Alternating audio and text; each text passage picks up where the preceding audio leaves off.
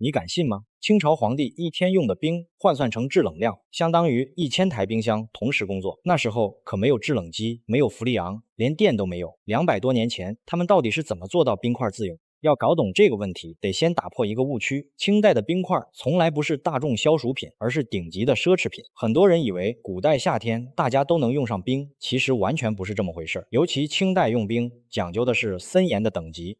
能不能用冰，用多少冰，不取决于你有没有钱，只取决于你是什么身份。首先是帝王皇上，每日用冰的体量堪比1000多台冰箱同时启动工作。皇室、王公权贵享有完全的冰块自由，城里有钱的中产百姓偶尔能买些碎冰解馋，绝大多数底层穷苦百姓一辈子都很难用上一次冰块。而清代皇室却能肆意用冰降温，